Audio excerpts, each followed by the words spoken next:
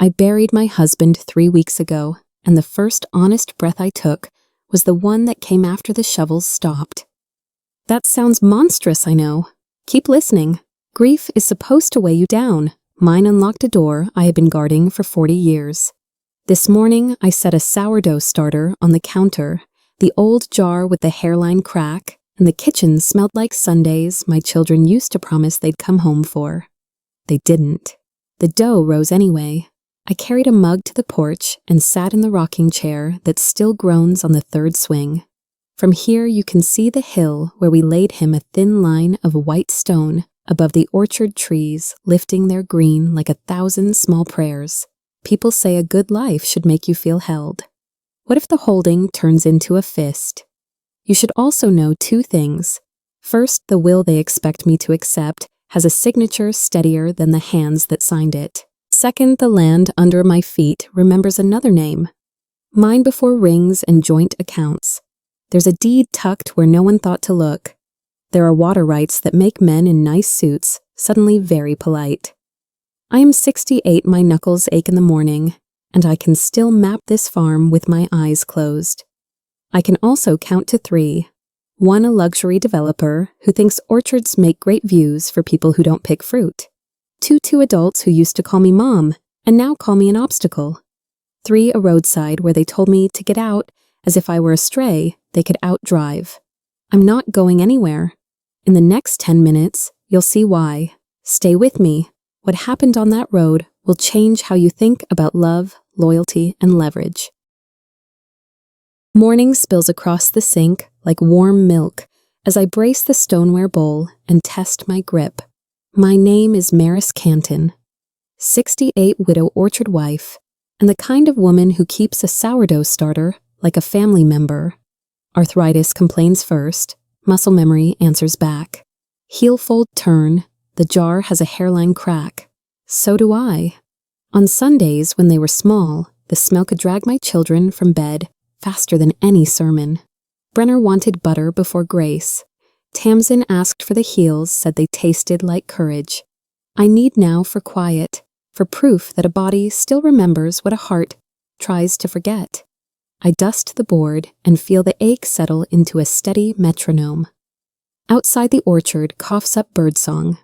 Inside the dough swells like a promise. Some things rise even when everything else has fallen. That is the lesson my hands refuse to unlearn, and today I will need it. The day the doctor said pancreatic, the room softened at the edges like voices down a carpeted hallway. Rowan, my husband, kept his thumb pressed to my sleeve so he wouldn't float away. Everyone calls it the silent killer. No one mentions how loud the calendar gets after. We made lists, passwords, harvest rotations, who to call if the well acts up. He joked about labeling the spices because I never put the cumin back where it belongs. In public, we were organized. In private, we were clumsy, bumping into grief like furniture in the dark. I learned to fold quilts around IV lines. He learned nurses by first name and favorite pie. People praised bravery because they couldn't change anything. What I remember is logistics. Who fed the trees? Who fed the man who fed the trees? Paperwork has edges you can hold. Time does not. We managed everything except how to live with the knowing. We made a promise in the parking lot, doors shut, windows cracked for air. We would not tell their children. Let Brenner and Tamsin have a little more weather without this storm, Rowan said, and I agreed, because love sometimes means lying with a straight spine. We practiced a script, market steady harvest on track. We're fine. Appointment cards slid under recipe clippings. Pain went into the same drawer as the checkbook, reachable hidden. You could call it denial.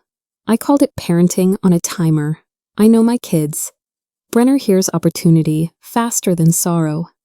Tamsin hears hope and tries to sell it. We thought we had weeks before choices turned into sides, before land turned into numbers in someone else's mouth. So I baked. He napped in a chair that pretended to be soft. The orchard bloomed on schedule, white confetti drifting over rows. Beauty made a good camouflage. We didn't notice the ambush forming under it.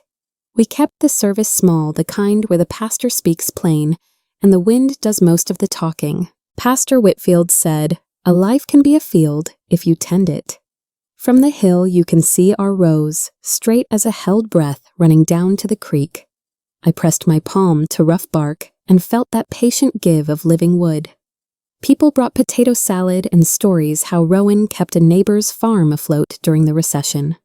How he hired boys who needed wages and good trouble. In small towns, grief comes with foil pans and folding chairs. They called him a good man. He was. He believed heaven is what you make where you stand. When the last handful of earth fell, the trees lifted their green like 1,000 small prayers. I didn't cry. I counted seasons' debts we refused to owe corners. We refused to cut.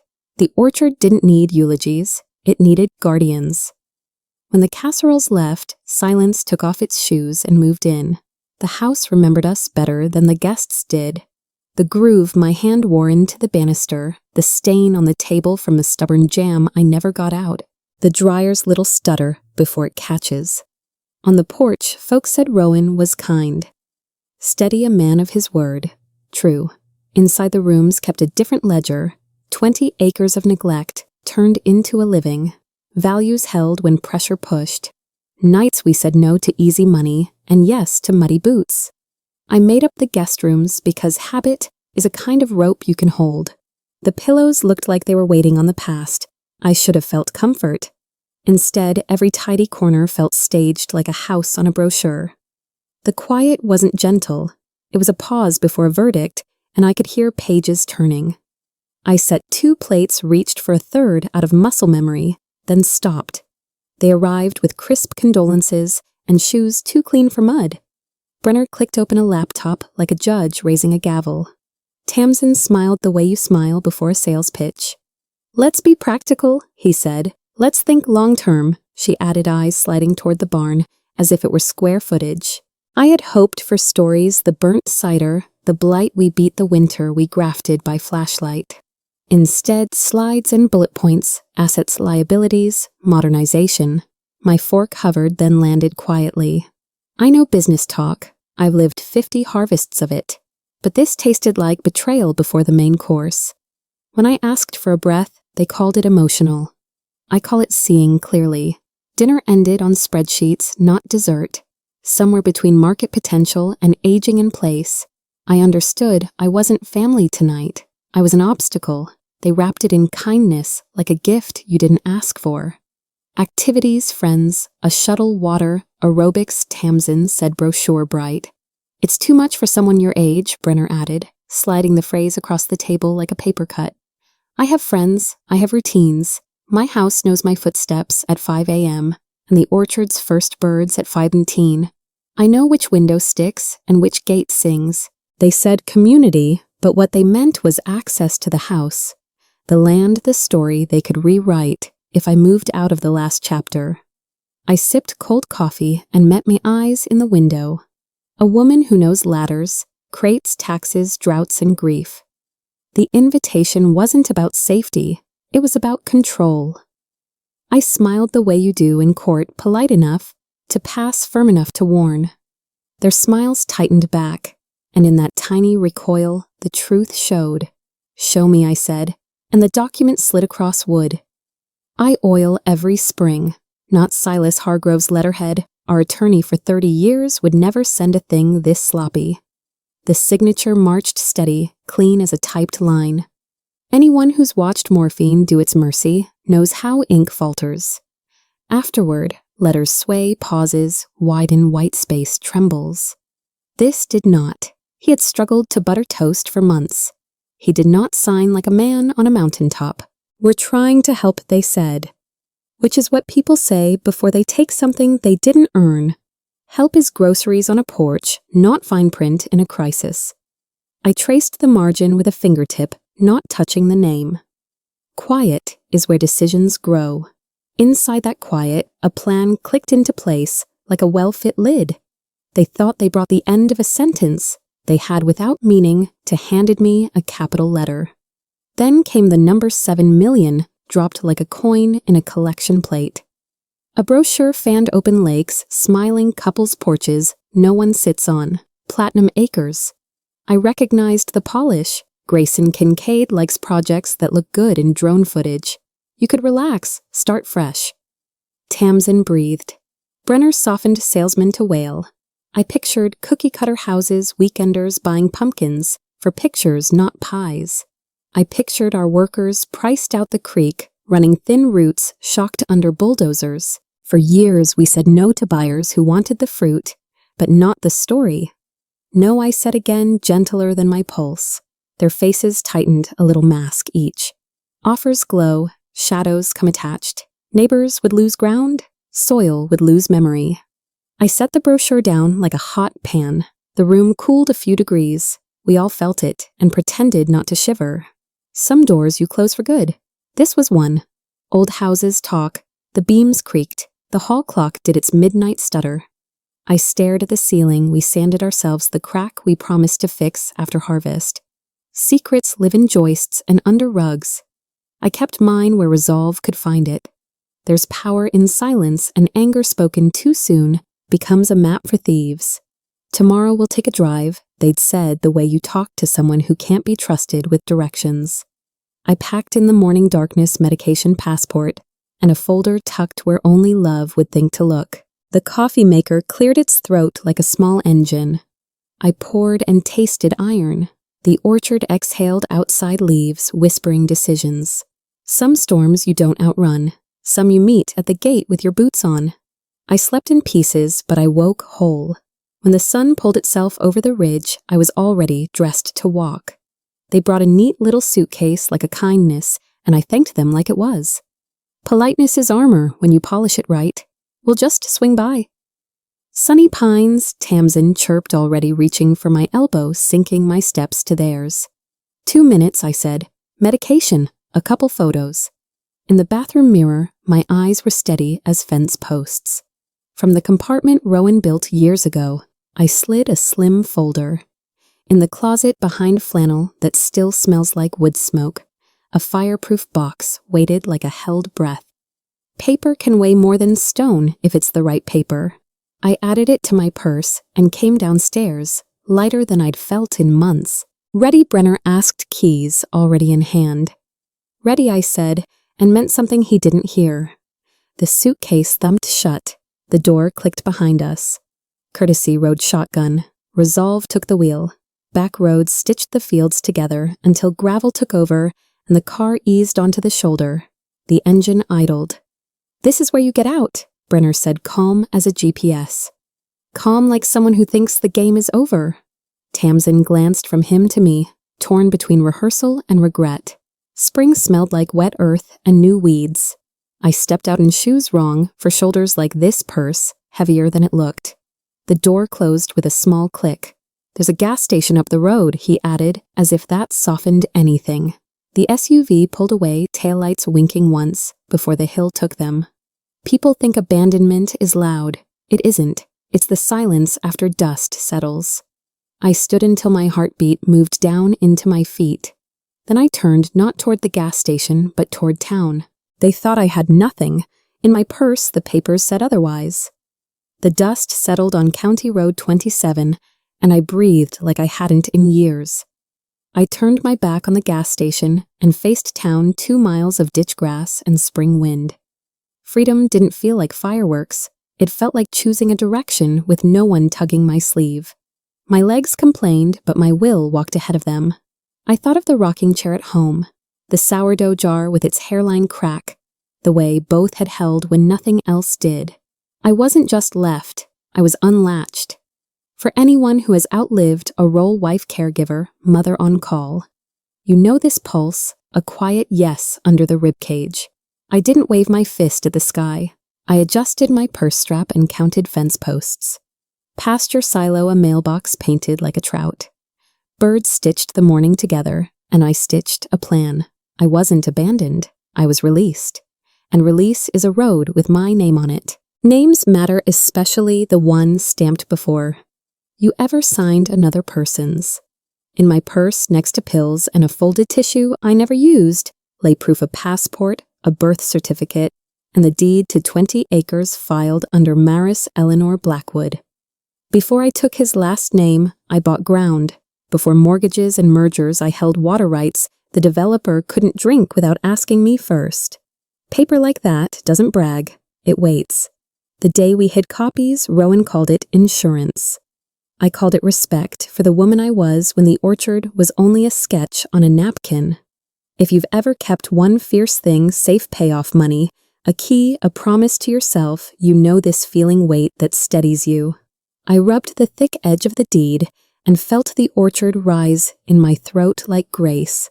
Before wife, before widow, I had a name that could open gates. The road wasn't made for funeral shoes, but I walked it anyway. Heat gathered at the base of my neck. My collar turned into sandpaper. I counted steps to keep the tremble out of my hands, 1, 2, 300. Then the little store's sign appeared like a lighthouse. Miller's Gas and Grocery. If you're 60 or 70, you know that map, the place that sells everything. From motor oil to sympathy. I checked my reflection in the window, wind-blown jaw, set not broken. My phone was gone by design. My purse carried paper and resolve. Every ache sharpened me instead of dulling me. Pain is a pencil when you let it be. I thought of Brenner's calm cruelty and Tamsin's bright-voiced complicity of signatures that didn't shake and a brochure that lied. My breath lined up with my stride. By the time I reached the door, the plan was no longer a thought. It was a muscle. "Mrs. Canton, you all right?" Royce Miller asked, wiping his hands on his apron. Third generation small-town kindness, steady as a church bell. He set me on the bench out front, pressed a cold bottle into my palm, and offered the store phone with the kind of gentleness that makes your throat sting. Older folks know this ritual, the bench outside the store, where news travels and hearts catch up. I swallowed water and the urge to fall apart. Not yet. Grief is private work. Strategy is public. Royce didn't pry.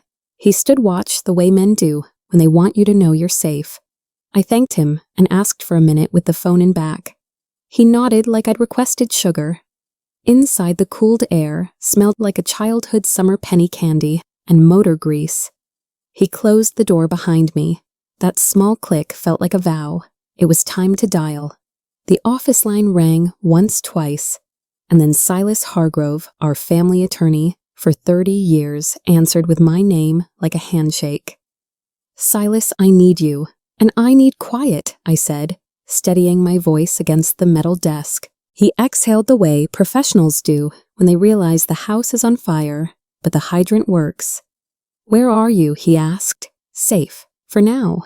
I told him about the roadside, the document with the impossible signature, the developer's number shining like bait. Silas listens like an oak tree, rooted, no hurry. "Come by," he said. "We'll start with what's real." Real was the deed in my purse and the lifetime in my bones. If you've ever leaned on a person who has known your family through baptisms and audits, you know the relief in outsourcing the next step. I hung up, thanked Royce, and walked out with the phone number written on my palm like a compass. Back at the house later, I'd open the closet and pull a small steel box from behind flannel that smells like wood smoke. For now, I pictured it. We bought it after a break-in down the road. Quiet insurance, Luce Brennan called it over coffee. Inside, the original deed waited with the patience of a saint. Copies lived with Silas. Dates, parcel maps, water lines, the bones of the orchard laid out in ink. People think security is a camera and a code. Sometimes it's a box and a secret only love would think to build. I ran my thumb over the folder edge in my purse, feeling the thickness that says, "You're not imagining your leverage." If you've ever kept adoption papers, discharge forms, or a last clean title, you know the hum it gives off like a tuned wire. My children thought they left me empty-handed on that road. I was carrying weather, theirs and mine. Silas sent me to Rose Hill Bed and Breakfast, the kind of place with floral wallpaper and a bell that rings like manners. Helen at the desk didn't ask questions. She slid a key and a glass of water across lace. My room smelled faintly of lemon oil and old novels. I sat at the little writing table and made a list the way widows do when the world won't hold still, bank extension, office paper deeds, injunction. I wrote names that know me, Thatcher Winters at the bank. Cyrus Adams from the county AG office. Sloane Delaney at the Gazette. The pen felt heavy. Good. Weight keeps paper from blowing away. Outside evenings softened the roof lines, and the orchard's green turned to a dark that doesn't threaten. I drew lines between names until it looked like a web. I wasn't the fly in the story, I was the spider, and every thread led back home. I dialed Pennsylvania Trust Bank and asked for Thatcher Winters, the regional manager who's known our harvest cycles longer than my kids have. Thatcher, it's Maris Canton, I said. He went quiet in that respectful way men do when the funeral flowers are still fresh. I laid it out suspicious withdrawals of forged-looking will, a developer circling. Older folks know this math fraud looks pretty until it touches your account. We need to freeze anything tied to the business. I said, pending review. He didn't argue. He promised an internal hold and an audit flag by end of day. You'll have pushback, he warned. I'm counting on it, I said. Money leaves footprints if you turn on the light. When we hung up, I exhaled a breath I'd been saving since the dining table ambush. If you've ever locked a door and heard the bolt slide home, you know the sound I felt in my chest. Next, I rang Cyrus Adams at the Agricultural Extension. He's walked these rows with us, through droughts, and blight knows where the creek swells and where it sulks. Cyrus, I need wetlands maps and every conservation easement we filed, I said. Paper isn't just ink. It's a fence only bulldozers fear. He clicked through counties like a man turning over rocks. You're sitting on protected sections, he said. If a developer wants to pour concrete there, they'll meet the state first.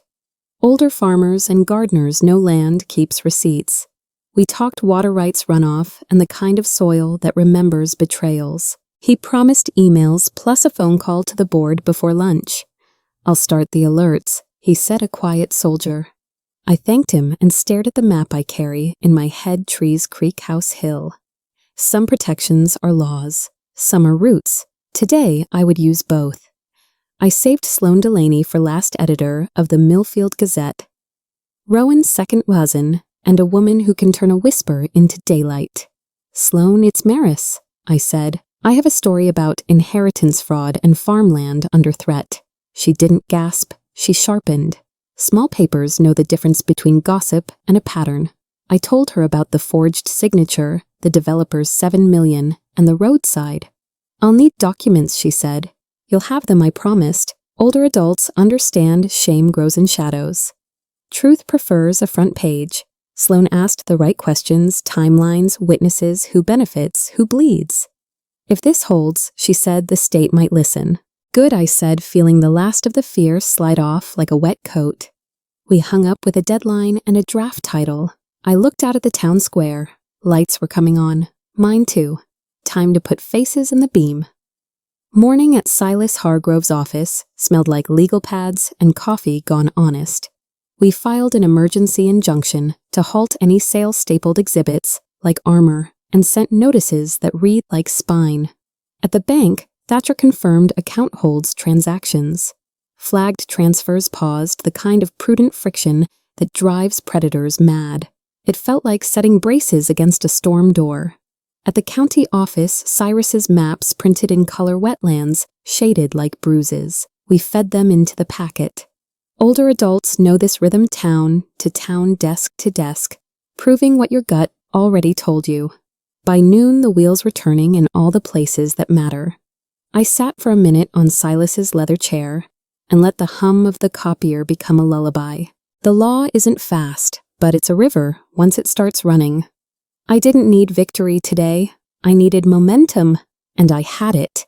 The new prepaid phone rang with a number I knew by heart and wished I didn't. What have you done? Brenner demanded, voice tight enough to snap. Paper rattled somewhere behind him. Panic has a sound. Tamsin chimed in, bright with strain. Older parents know this duet authority and apology switching parts mid-sentence. I let them talk until the noise emptied out.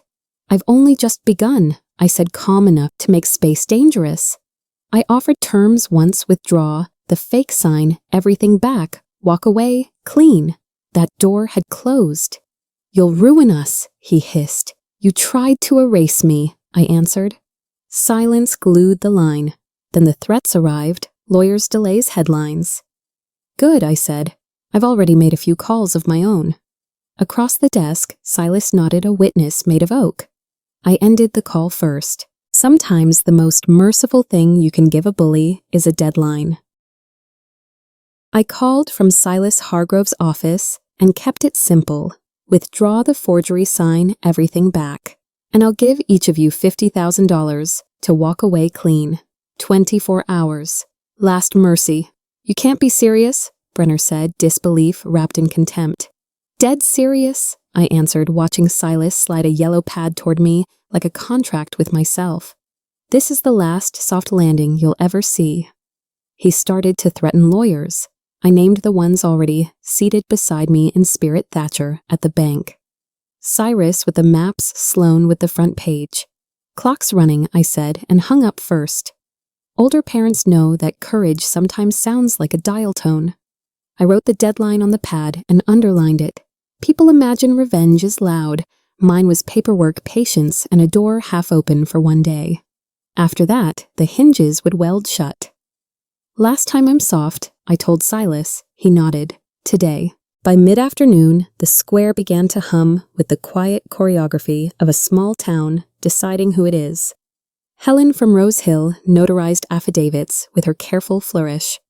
Royce Miller signed as a witness, jaw set like a fence post. A farmer I'd known since he was 14 swore to a delivery date that undercut Brenner's timeline. No speeches, just signatures steady as rainfall. When I thanked them, they shrugged the way people do when they're just doing what's right. Respect, not pity. Older adults know the difference in how eyes meet yours. Sloan Delaney dropped by, took photos of maps without putting my face in the frame. Stories bigger than a feud, she said. Exactly. We weren't gossiping, we were documenting. By sunset, a packet thick as a hymn book rested on Silas's desk. You've got a town behind you, he said. I smiled thinly. Good, because what's coming needs witnesses.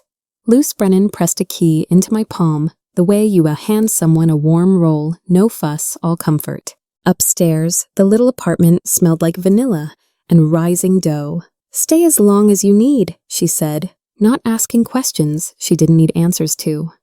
Older women understand that shelter is a strategy. I set my bag down and exhaled like I'd put down a crate. Through the floorboards came the thump of kneading the rhythm my mornings know. On the counter, Luce left a note, coffee sugar, a spare charger, and the number for her cousin at the utility office, if they try anything cute. I laughed the first clean sound in days. I brewed coffee and laid out tomorrow bank at 9 County at 10, Sloan at noon. Grief doesn't stop the clock, it just changes what you do with it. Downstairs, the ovens sighed. Warmth moved up through the boards steadier than apologies. By morning, Sloan had a headline scaffold and a list of questions that cut to bone. I gave her documents, the 2 steady signature copies of the deed, Cyrus's wetlands overlays, shaded like bruises. She didn't promise fireworks, she promised facts. Developers hate daylight, she said, flipping to a file labeled Platinum Acres Complaints. Turns out Grayson Kincaid's outfit had a habit of wooing elderly landowners with numbers that looked better on brochures than in court. Pattern matters, Sloan murmured, already composing. We picked a photograph, not me, not even the house, just a row of trees haloed in morning fog, captioned with dates and parcel numbers. Older adults know you tell a story with receipts. She scheduled the piece for Thursday's front page, and the online teaser would go live by dusk. Let them see what they're walking into, she said. I left the newsroom lighter. Predators prefer shadows. We were switching on the porch light. The prepaid phone trilled. Tamsin, please, Mom, she whispered, voice sugar cracked. I didn't know the roadside plan. I thought we were touring communities. Her words tumbled over debt, late fees, the way shame makes you talk too fast. Older parents know that tone. It's the child asking you to fix what they broke by pretending it was an accident. You withdrew $50,000 3 days before the funeral, I said, calm as a ledger. Silence, then a sob she tried to tidy. I'll pay it back, she promised, with what I asked, not cruel, just done. She floated excuses like life rafts that wouldn't hold one person, let alone two. You can still take the offer, she said. 50,000 each. Expired, I replied. Midnight. The word landed like a gavel. Please, Mom. I'm not Mom today, I said softly. I'm the owner. I hung up and let the phone cool in my hand. At 10 sharp, a black sedan slid to the curb like punctuation. Avery Locke stepped out. Expensive suit, scuffed shoes, which told me everything. I'm sorry for your loss, he said, first, not last. Good start. In Silas's office, Avery spread files with a surgeon's calm. We've been tracking Platinum Acres, he said. Your case ties threads we've suspected. He spoke in plain language, no peacocking. Older adults appreciate professionals who don't need to audition. We'll file notices in 3 counties and prep a state complaint. He said, marking pages with blue tabs. We'll also notify their financing. Lenders hate surprises. He looked at me, not through me. You're the client. Do you want scorched earth or sustainable pressure? Pressure, I said. I want them boxed by rules they ignore. He smiled, small and real. Law in the right hands is a scalpel. Good, I said. There's rot to cut. We spent the next hour in a controlled autopsy. Avery mapped complaints from 3 counties, open records, requests, environmental warnings. Even a non-disclosure that leaked just enough contempt to be useful. Cyrus's wetlands data became Exhibit A. Thatcher's account flags, Exhibit B. Sloane's pending story, Exhibit C. They target grief, Avery said, highlighting language designed to sound like pity while stripping protections. They like heirs who want cash fast. He glanced up. They liked your son. My mouth stayed steady. They misjudged the mother. He nodded, then drafted notices to agencies that make developers sweat environmental quality state AG zoning. This isn't about theatrics, he said. It's about records and regulators. Older adults know institutions move slow until you give them a reason to move fast. They chose the wrong orchard, I said. Wrong woman, he corrected. We signed where tabs told us to sign. Somewhere a printer purred like a satisfied cat. By afternoon, Silas and Avery moved like a duet. One grounded in 30 years of family law, the other sharp with statewide teeth. Injunctions filed, lis pendens prepared. Notices drafted to chill any title company with a conscience. We're not just stopping a sale, Avery said. We're building a record that travels. Silas slid in a local angle affidavits board, minutes a conservation easement. Rowan and I filed back when nobody was watching. Every hinge gets a lock, Silas murmured. Older adults understand this craft, the slow carpentry of protection. I added my part emails to vendors, a letter to our crew, clarity about payroll during the hold. You're setting a table, Avery said. If they sit, they eat the truth. I'm setting a trap, I answered, not smiling. Not to kill, to teach. He considered that. Teaching hurts, he said. Good. I capped my pen. Some lessons don't stick unless they sting. I dialed Keaton Winters, assistant district attorney and son of Thatcher, who once stacked hay in our barn for gas money. Keaton, it's Maris Canton, I said. He knew the name and the stakes. I told him about the roadside, the forged will, the withdrawn funds, and a developer with a taste for widows. He didn't puff his chest. He asked for evidence dates, copies, witness names. If this holds, he said, we're looking at fraud and attempted elder abuse. Older adults know that justice takes both heart and file folders. I promised him a packet by morning. I won't use it unless I have to, I added. He paused. Sometimes the possibility is enough. That's the idea, I said. We set a tentative time. When I hung up, Silas raised an eyebrow. Criminal lane only if they make me, I answered. The word mother didn't show up once. Owner did. So did citizen. Late afternoon. The prepaid thrummed again. Brenner, this time, breath-clipped voice, lower than he meant it to be. Our lawyer says you can't freeze accounts, he bluffed. Papers shuffled behind him. Panic sounds like office supplies. Your lawyer should read the notices, I said, glancing at Thatcher's email confirming the holds. Tamsin cut in brittle sweet. The developer's threatening to sue if we don't deliver. Then don't promise what isn't yours, I replied. Silence stretched thin. You don't understand. Brenner tried. We had a plan. You had a plot, I corrected. I have a record. Older parents know when a child is still negotiating with the version of you that would bend. That woman got out of the car on County Road 27 and kept walking. We can fix this, he insisted. We can't, I said. You can only stop making it worse. I ended the call. The deadline ticked louder. Midnight came like a stamp. I uncapped my pen and drew a line through the offer on Silas's pad, $50,000 each, no charges. Gone. Mercy isn't endless, it's a window. Older adults know when to shut one before the weather changes. I slept for the first time like a person in a house, with locks that work. Morning I called Brenner and left a message, measured to the inch. The offer has expired. From here on, everything goes through council. Sign to renounce or face charges. I said it without heat, the way you read a thermostat. Then I called Avery and Keaton and told them the door had closed. Understood, Avery said, already moving pieces I didn't need to see. Luce slid a cinnamon roll beside my coffee, and I ate half without tasting it.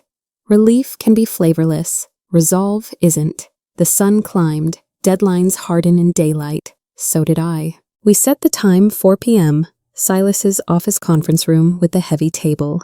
I brought a folder and a face that wouldn't apologize.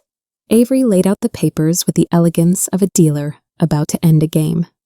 Affidavits acknowledging the forgery, renunciation of all claims to house business water rights equipment, non-disparagement, notification to Platinum Acres.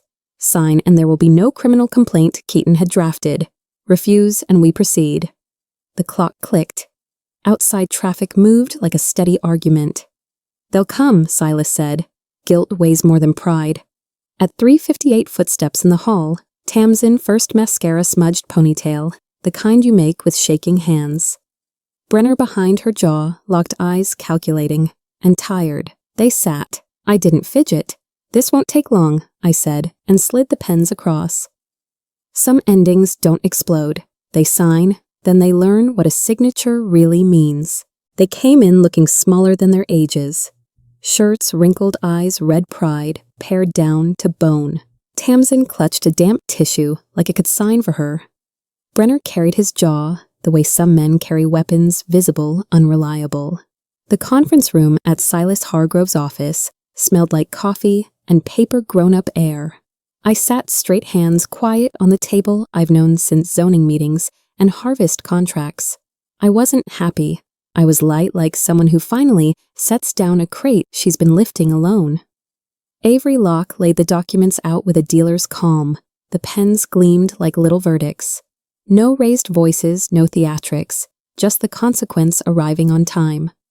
Older folks know this rhythm. You can dread a day and still be ready for it. Silas nodded once, a steady drumbeat. We'll be brief, I said, and the clock agreed. Their chairs creaked. Mine didn't. For the first time in months, I felt the floor under me. Hold. I slid the first page forward. Acknowledgement of the forged will, then the renunciation house. Business water rights equipment, all claims relinquished. You sign, I said, and I do not file criminal charges. It wasn't revenge, it was housekeeping. You can't expect us to, Brenner began. I can, I said, and I do. Avery pointed to the signature lines with a surgeon's patience. We weren't here for a debate. We were here to clean the mess.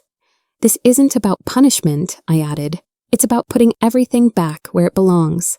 Tamsin blinked mascara smudged into a fragile courage. Will you still talk to us? She whispered. I let the question hang with the dust motes. Older adults know mercy and access aren't the same thing. Today, I said I'm offering a legal mercy. Emotional mercy isn't on the table. Silas clicked his pen. The sound was oddly kind. The papers waited, and so did the future. The line came like a dare, soft as rust. Brenner asked it without looking up. Would you really send your children to jail? Across the wood, the grain ran like a river headed home. I thought of County Road 27, the click of a car door, the quiet after the dust, the woman who would have forgiven you. I said, stepped out of that SUV and kept walking. My voice surprised me. No wobble, no heat, a level beam of daylight. Older parents know when the role changes and the title stays. Today, I'm not your mother in this room, I added. I'm the owner. I'm the widow. I'm the citizen who files papers when crimes are attempted. His face shifted, a boy, a man, a stranger, all in one blink. Tamsin's fingers trembled around her tissue. The clock threw 4 soft ticks against the silence. Nobody moved. Then Avery tapped the signature line, and the day resumed. Brenner signed first grip, 2 tight letters, stabbing forward like they could pierce the page. A tiny smear, a second signature, an initial compliance pretending not to be surrender. Tamsin hovered, then lowered the pen. A tear trembled, fell, and made a dark comma where her name bent into the date. She whispered, I'm sorry the way people apologize, to smoke after the fire's out. Older adults know the weight of ink marriage certificates, discharge papers, birth records, deeds that buy time. Some signatures are promises. These were endings. I watched their names detach from my life on paper cleaner than the way they had detached in practice. A copy slid to Silas's right, another to Avery's, a third to me. We stood the way people do at gravesides, not sure whether to speak. We're done, I said, and meant the legal part, and more. My hands felt open. Empty can be honest. Honest can be holy.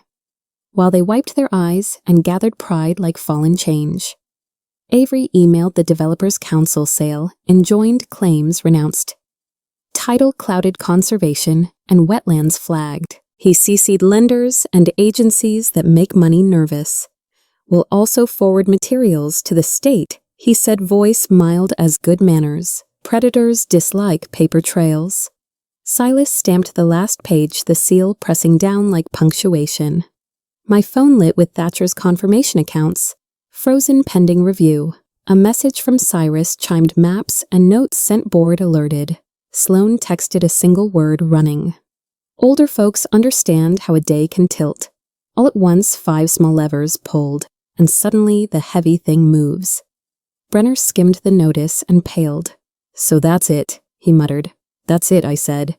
There's nothing left to buy here. He looked at Tamsin, then at the door, like a man realizing the ocean doesn't negotiate with cups. Late light poured honey over the clapboard as I turned into the drive. The porch steps took my weight the way they always have, no complaint. Just a little memory in the wood. Rowan's rocking chair waited the third creak on the back swing, greeting me like a dog that only knows one trick and does it perfectly. The house smelled like old pine and fresh quiet. I set my purse down and listened. A robin argued in the hedge. Somewhere the hot water heater sighed. The kitchen clock ticked like a steady marriage. Older adults know you can fall in love with ordinary sounds once you've heard silence used as a weapon. I made tea and stood by the sink, steam fogging the window into a soft mirror. No victory dance, no speech, just the room I built a life in offering me a seat. Home, I said out loud to see if the word would hold. It did. Upstairs, the bedroom wore the kind of disorder that doesn't come from grief. Drawers yanked jewelry box open. Closet gaped like a mouth mid-argument. Brenner had been here, searching for the thing he still believed he could convert to cash. The quilt lay crooked, one corner flipped a minor insult that felt major. I lifted a shirt of Rowan's, the flannel, still catching a whisper of wood smoke and winter. People think the aftermath is about what's missing. It's also about what's been touched without permission. Older adults understand the loneliness of finding your own things strange. I put the drawers back, righted the box, closed the closet, put the quilt square. Not as a performance. As a declaration, this room belongs to the living and the dead who loved it right. The real wreckage wasn't in the furniture. It sat inside anyone who could do this and still call it practicality. He was waiting by the window arms, crossed eyes on the orchard, as if it might apologize. The business is dying, he said. Development was the smart play. I stood at the threshold, not crossing into plea.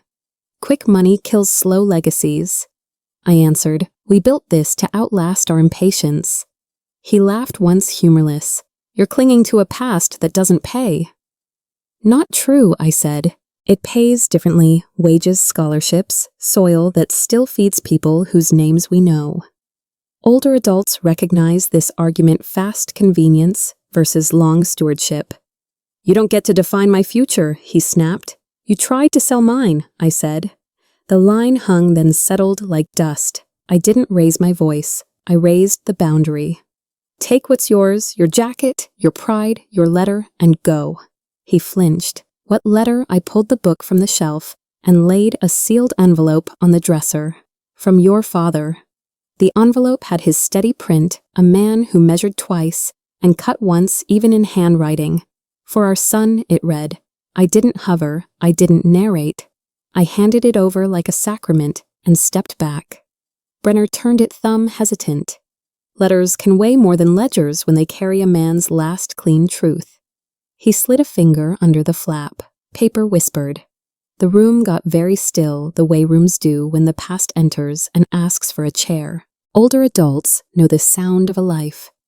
Speaking through ink wills blessings, apologies. No one can give out loud. His eyes moved left to right, then slowed, then stopped. Color left his face, like a tide going out. He knew, he said, not to me, not to anyone, just to the sudden honesty. He did, I answered. He trusted me to finish the job. Rowan was in the room without being cruel. He folded the letter back into its envelope with careful fingers, as if gentleness could arrive late and still count.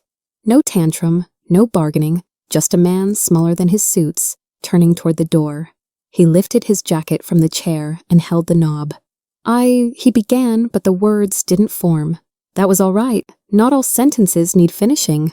Older parents know the mercy of an ending that doesn't demand applause. He stepped into the hall, down the stairs, across the porch.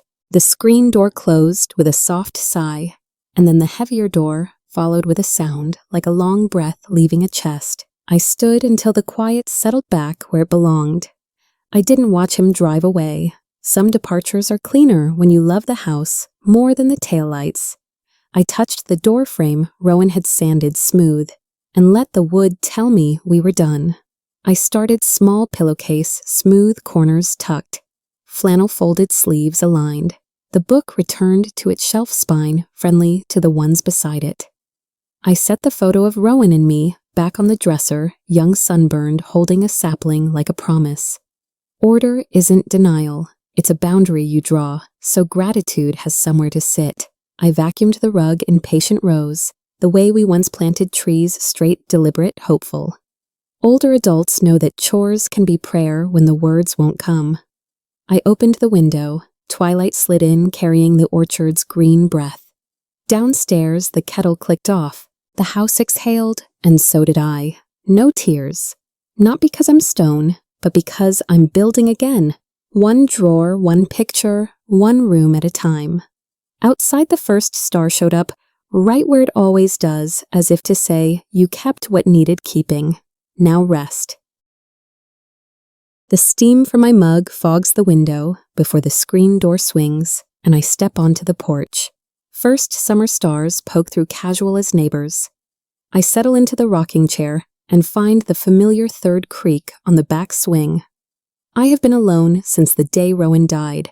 The difference now is I know it. Aloneness used to feel like a verdict. Tonight it feels like a room with the light on. The orchard breathes leaf against leaf, a soft choir. Somewhere a fox crosses the lane unbothered. I scroll past old messages and stop on the photo of us holding a sapling like a promise. Grief doesn't vanish, it rearranges the furniture. The kettle clicks inside. I sip and let the heat steady me. Tomorrow has work waiting, and I have hands for it. I whisper, I'm still here, and the porch answers with wood and wind. By 8 a.m., Arden Adams is in the yard calling names I taught her last month. Rose tools trucks. She's 29, boots muddy, clipboard steady. The crew leans toward her voice, the way trees lean toward light. We walk the perimeter together. She points out a sagging fence and a pump that sings the wrong note. I nod and write checks with a pen that finally feels like a tool, not a weapon. We'll stagger picking teams, she says. Juice line at noon, packing at 2. I recognize competence the way old dogs recognize storms. We swap a smile that isn't cute, it's professional relief. She calls me boss, then corrects to Maris, and both fit. The day lifts into motion bins rolling ladders, set laughter breaking the early chill. Future, it turns out, has dirty laces and forearms that don't flinch. I hand Arden the keys to the side shed. Build what you need, I say. At lunch, Sloan Delaney's link pings my phone. The Inquirer business section carries our county on its front page environmental violations under review, a pattern of coercion, and Grayson Kincaid named in 3 states. The photo isn't my face, it's the orchard in fog rows like ribs. The copy is clean, no drama, just receipts. My hands shake once and then settle. Justice, when it moves, has its own rhythm, slow then sudden. Avery Locke texts, good, with a screenshot of lender alerts. Keaton Winters adds, if they call, I'm ready. I wipe my mouth with a paper towel and look at the crew under the shade tarp, busy with sandwiches and stories. We didn't ask for a spotlight, we asked for daylight. There's a difference. I forward the article to the farm email list with a note. Work as usual, heads up, the bins thump, the line hums, the world keeps turning in our favor. The text arrives at dusk. Mom, can we talk? Tea. I read it twice and feel nothing new. I set the phone face down on the porch rail and listen to crickets tune the night. Apologies are a kind of currency. Some people spend them only when the lights come on. I stand and check the windows, a loop I've done. For 40 years, Locke's stove porch light. Back at the chair, I lift the phone open, the thread and type, nothing. Older hearts learn the difference between peace and quiet. One heals, one hides. I swipe to do not disturb, not out of anger, but out of harvest. Fruit waits on no one's feelings. Not tonight, I tell the sky, which has never once argued. I slip the phone in the drawer beside the seed packets. Boundaries are tools, so is rest. The orchard needs my early morning. I let the night have me first. News travels through a town the way water finds every crack. By midweek, I hear it from Luce at the bakery Brenner resigned, or was asked to resign depending on who's telling it. He doesn't call, he doesn't text. Absence can be a kindness when presence only takes. I stack crates and let the rhythm keep me honest. Tamsin sends 3 more messages, variations on please, and I'm trying. I do not answer. Some soils thrive when you stop overwatering. The crew asks nothing, delivers everything. We run out of twine, and Arden solves it with a grin and a borrowed roll from the hardware store. I sign for a pallet of boxes and add a line to my ledger gaps can be good for growth. The orchard holds the space where his car used to sit.